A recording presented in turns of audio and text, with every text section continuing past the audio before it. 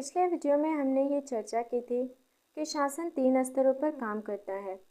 पहला स्तर है स्थानीय, दूसरा है राज्य और तीसरा है केंद्र। हमने कुछ विस्तार के साथ स्थानीय शासन के कार्यों के बारे में जाना भी था।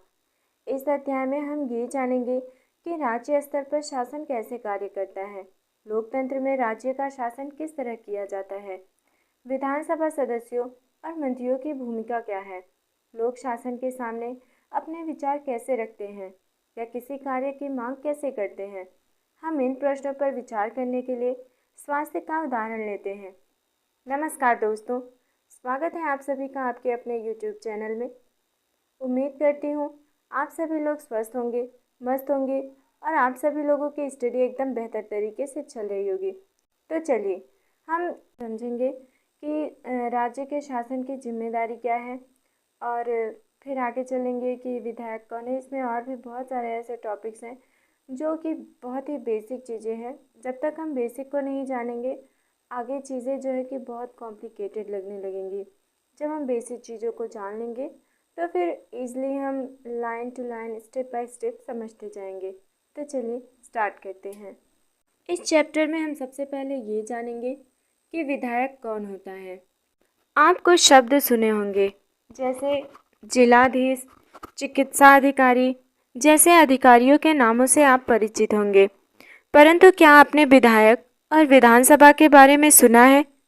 क्या आप अपने क्षेत्र के विधायक यानी एमएलए से परिचित हैं? क्या आपको पता है कि वे किस पार्टी के हैं? विधानसभा के सदस्य को विधायक यानी एमएलए कहा जाता है। MLA member of legislative assembly का संक्षिप्त रूप है। एमएलए का चुनाव जनता द्वारा किया जाता है, फिर वे लेजिस्लेटिव असेंबली के मेंबर यानी विधानसभा के सदस्य बन जाते हैं और सरकार बनाते हैं। इस प्रकार से हम कहते हैं कि विधायक जनता का प्रतिनिधित्व करते हैं। नीचे दिए गए उदाहरण से ये बात और अधिक स्पष्ट हो जाएगी। भारत के हर राज्य में एक विधानसभा है।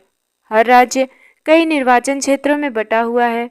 उदाहरण के लिए यहाँ दिए गए मानचित्र को देखिए। हम आपको एक मानचित्र प्रोवाइड करेंगे, आप उसमें देखिएगा। इसमें दर्शाया गया है कि हिमाचल प्रदेश 68 निर्वाचन क्षेत्रों में बटा है।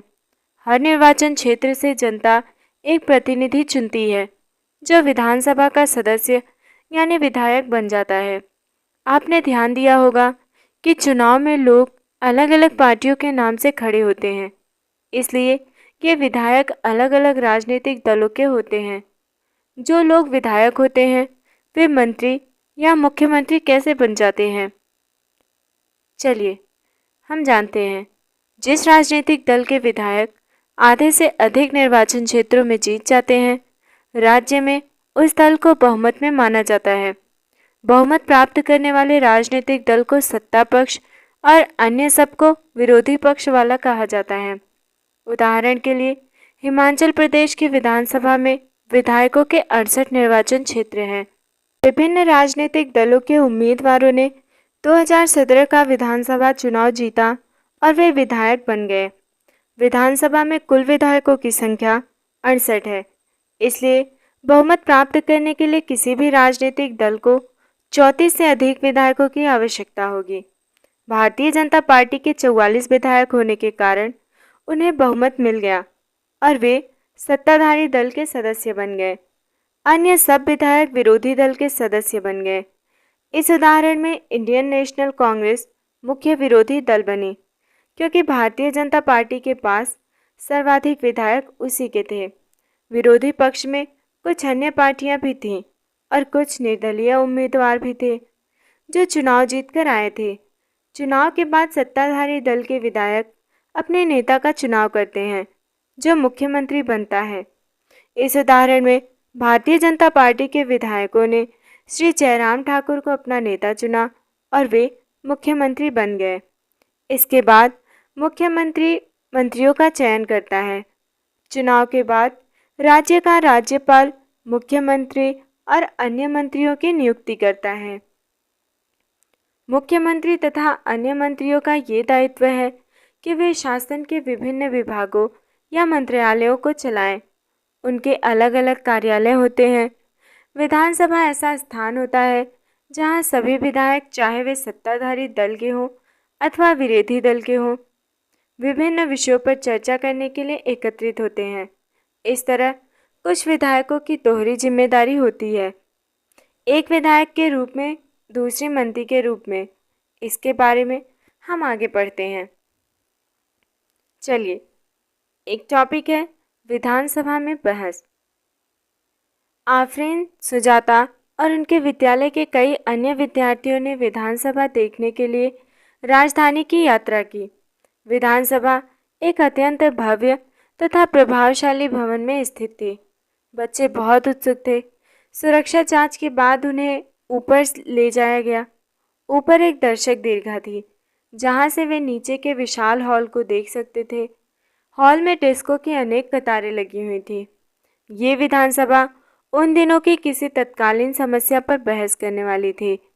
विधानसभा की बहसों में विधायक अपनी राय व्यक्त कर सकते हैं, संबंधित विषय पर प्रश्न पूछ सकते हैं या सुझाव दे सकते हैं कि सरकार को इस संबंध में क्या करना चाहिए। सदस्य इस विषय पर जो भी प्रतिक्रिया व्यक्त करना चाहे कर सकते हैं। इसके बाद मंत्री प्रश्नों के उत्तर देते हैं और सदन को आश्वस्त करते हैं कि जरूरी कदम उठाए जा रहे हैं। मुख्यमंत्री तथा अन्य मंत्रियों को निर्णय लेने होते हैं और सरकार चलानी होती है। हम प्रायः उन निर्णयों के बारे में सुनते हैं या समाचार चैनलों अथवा समाचार पत्रों में उन्हें देखते व पढ़ते हैं। हालांकि जो भी निर्णय लिए जाते हैं उन्हें विधानसभा के सदस्यों द्वारा अनुमोदित किया जाना होता है। लोकतंत्र में विधानसभा सदस्य मंत्रियों व मुख्यमंत्री से प्रश्न पूछ सकते हैं, किसी महत्वपूर्ण विषय पर बहस कर सकते हैं, निर्णय ले सकते हैं कि धन कहाँ खर्च किया जाना चाहिए इत्यादि। इस तरह मुख्य अधिकारी उन्हीं का होता है। तो चलिए हम विधायक फर्स्ट का बहस सुनते हैं। अखंड गांव के मेरे निर्वाचन क्षेत्र में पिछले 3 हफ्तों में हैजे के कारण 15 लोगों की मृत्यु हो चुकी है। मेरे विचार में सरकार के लिए ये एक बड़ी शर्मनाक स्थिति है। वो सरकार जो अपने को प्रौद्योगिकी में सर्वश्रेष्ठ घोषित कर रही है, हैजे जैसी साधारण बीमारी को रोकने में असफल रही है। मैं स्वास्थ्य मंत्री का ध्यान इस ओर आकर्षित करना चाहूँगा कि वे स्थिति को नियंत्रण में लाने के लिए तत्काल जरूरी कदम उठाएं। वहीं दूसरे विधायक का प्रश्न था, मेरा प्रश्न ये है कि सरकार अस्पतालों की दशा इतनी खराब क्यों है? सरकार जिला अस्पतालों में डॉक्टरों व चिकित्सा कर्मचारियों की ठीक से नियुक्ति क्यों नहीं कर रही है? मैं ये भी जानना चाहूँगा कि सरकार इस स्थिति का सामना किस प्रकार करने जा रही है, जिससे लोग बड़ी संख्या में प्रभावित हैं और वो बड़ी संख्या बढ़ती ही जा रही है। अब ये हम महामारी के रूप में आ चुकी है। तीसरे विधायक का कहना है, मेरे निर्वाचन क्षेत्र तोलपट्टी में भी पानी की कमी गंभीर समस्या है। औरतों को पानी लाने के लिए 3 से 4 किलोमीटर तक चलना पड़ता है।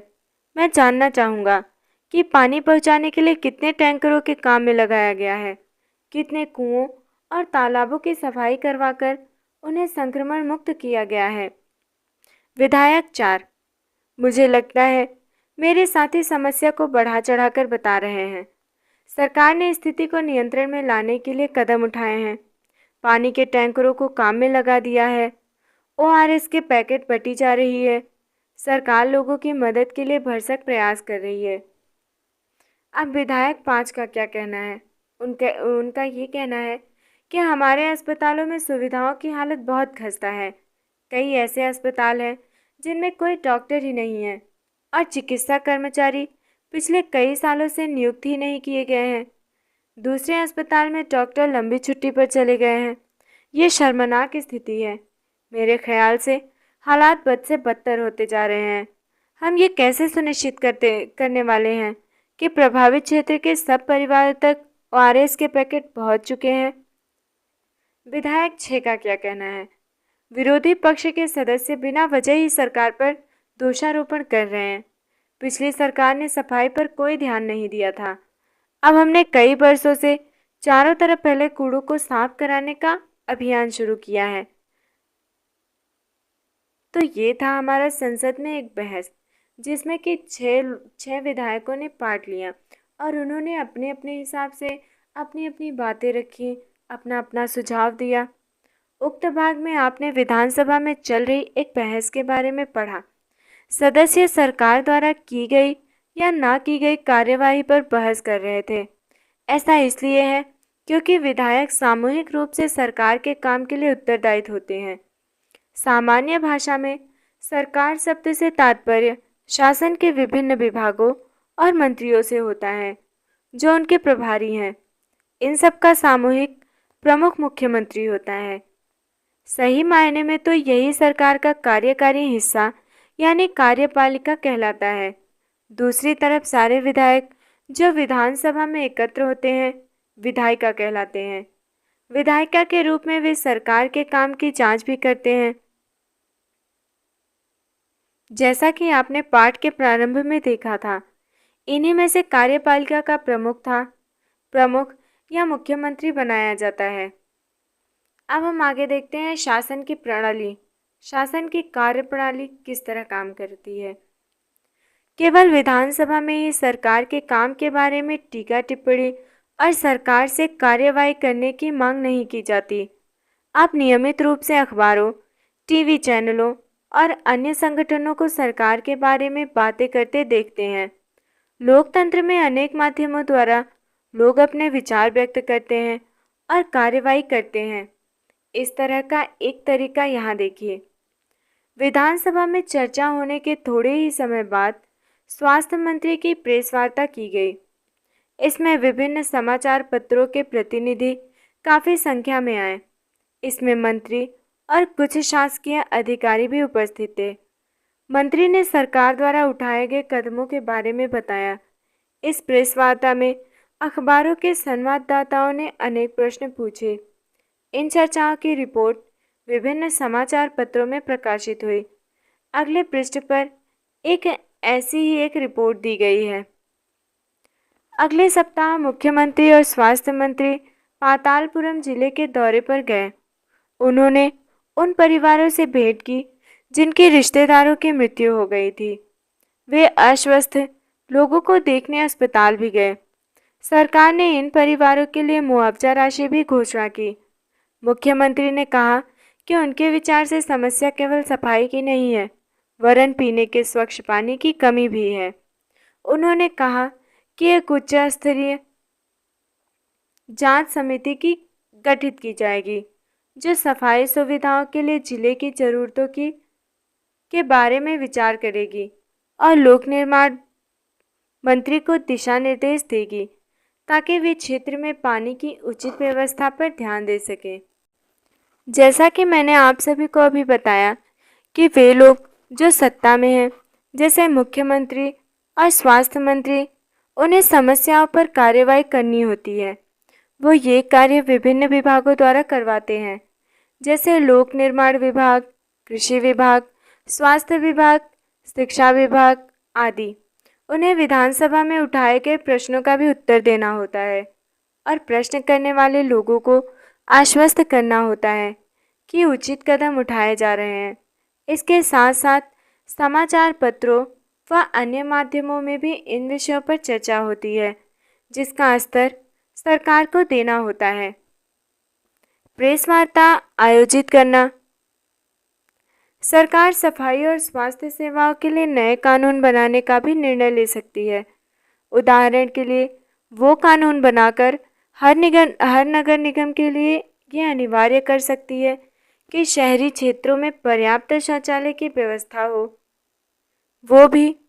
ये भी सुनिश्चित किया जा सकता है कि हर ग्राम में एक स्वास्थ्य कर्मी की नियुक्ति हो। किसी विषय पर कानून बनाने का ये कार्य प्रत्येक राज्य की विधानसभा द्वारा किया जाता है।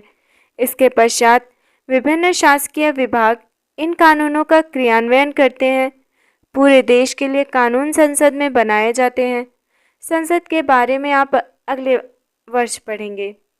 लोकतंत्र में विधायकों यानी एमएलए के रूप में जनता अपने प्रतिनिधि चुनती है और इस तरह शासन मुख्यतः जनता का ही होता है। फिर सत्ता पक्ष के सदस्य सरकार बनाते हैं और कुछ सदस्यों को मंत्री बनाया जाता है। ये मंत्री सरकार के विभिन्न विभागों के प्रभारी होते हैं।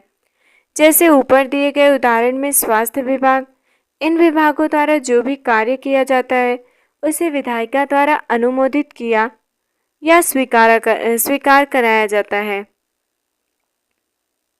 चलिए, अगला हेडिंग है हमारा वॉलपेपर की परियोजना। वॉलपेपर एक मज़ेदार गतिविधि है जिसके माध्यम से रुचि के किसी विषय पर शोध किया जा सकता है।